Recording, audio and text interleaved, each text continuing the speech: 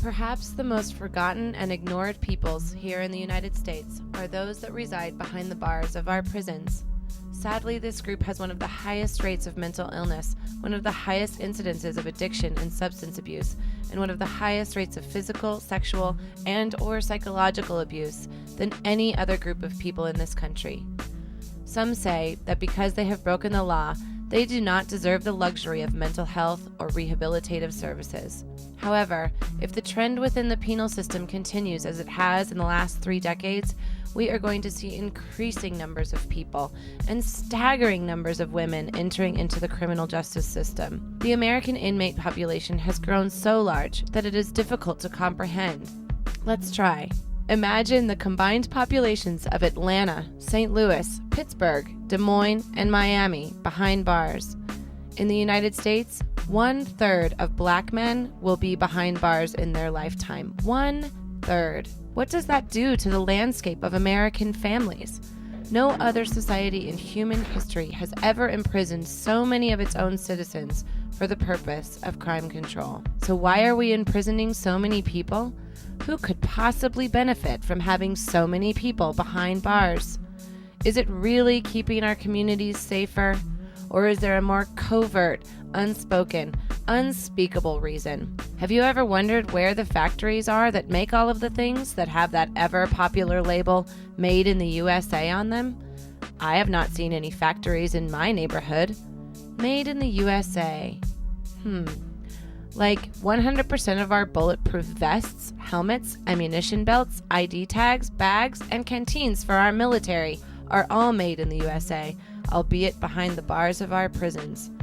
Inmates are paid on average around 60 cents a day to make products for our military, and the cheap labor goes far deeper into our economic system.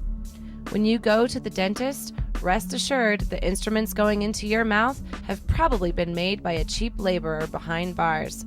When you open any Microsoft product or try on a Victoria's Secret bra, the hands of an inmate are not far from your breasts. JCPenney is a proud distributor of products made in the USA, and about 92% of stove assembly and much of the furniture and appliances were also made right here in our very own American prisons. The cheap labor that we get from our inmate populations is a modern-day form of slavery.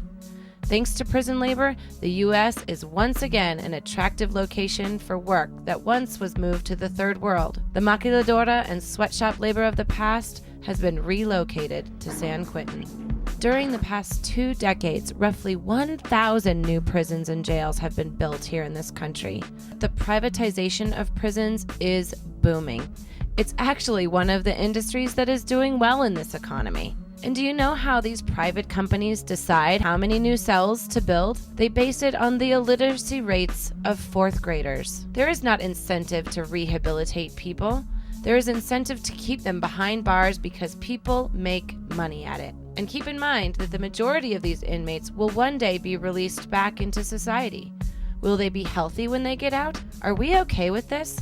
Are we okay with robbing people of their dignity and liberty?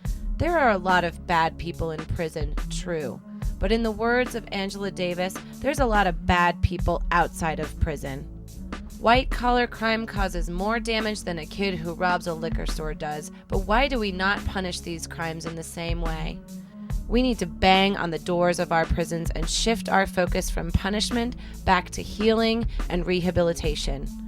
Inmates are still a part of our community. They are our brothers and our sisters, and we need to rebuild our human connection to that part of our family.